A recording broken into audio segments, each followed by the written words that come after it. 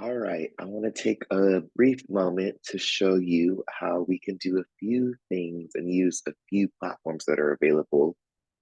First, to generate color palettes, and then to pool the hex codes that I briefly talked about. And so to start with color palette generator, here's one website called Coolors or Colors, however you want to pronounce it. It's a free platform. And what I like about it is that it does the thinking for you. And so by visiting this site and clicking here on Explore Trending Palettes, you can get a sampling of the most popular palettes that people are currently generating.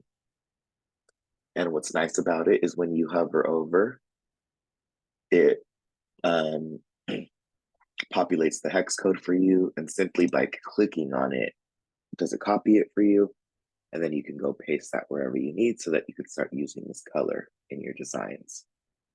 So one way is to scroll through here. Another thing you can do is click on this search bar and filter through these styles so we can be warm. Note that in free mode, you can't do tons of filters at once. So I just do like one by one. Remove, select, remove. So you can filter by styles, topics, colors, Pride Month. So that's that. I love this. This is simple, easy. The next thing I want to show you in terms of color palette generators is this Canva color wheel. So say you already have a color from your brand kit, and you should have the hex code if it's in a brand kit.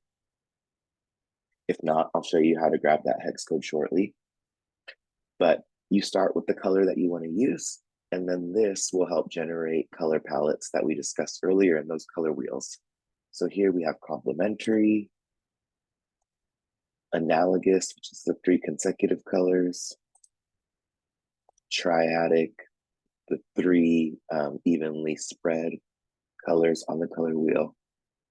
And then they have the bonus monochromatic and tetradic, 4 colors.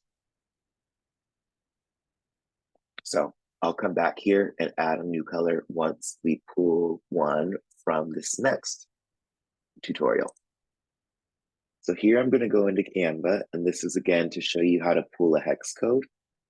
So say you have your logo, but you don't know what the actual hex code for the color is. You can come into Canva.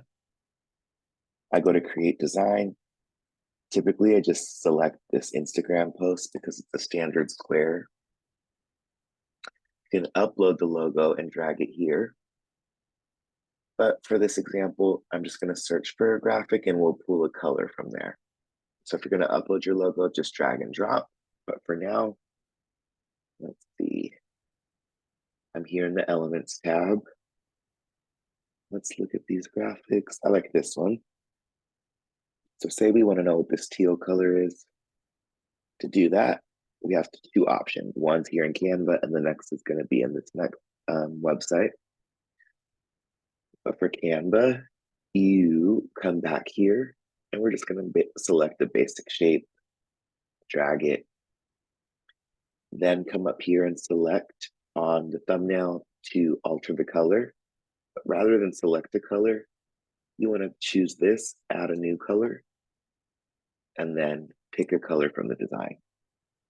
You can hover over anywhere, click, and it's going to generate the hex code specific to that. I will note, you can see here that there are many shades within this teal, and so the color hex code may vary. Just know it's going to be within the same family, but you might want to be particular. This was intentionally created with texture, and that's why there's so much variation. In most instances, a logo is going to have like one solid color, unless there are gradients and shades. So I guess I shouldn't have said in most instances. But anyways, to show you how this works back in the Canva color wheel, let's try this pink. We're gonna copy. paste. So here's the tetradic, which was the 4, analogous 3 consecutive, triadic 3 evenly spread, and then complementary opposite. So this was one way to pull the hex code. Another is, I'm going to delete this square. Say you have an image, like I mentioned, a logo. I'm going to download this so we can use this in the example. You can come to this website, RedKetchup Color Picker, drag the graphic into the browser, and do the same as in Canva. Select anywhere on the graphic, and then it'll generate a hex code down here. Super simple. Love these 4 tools. Couldn't live without them.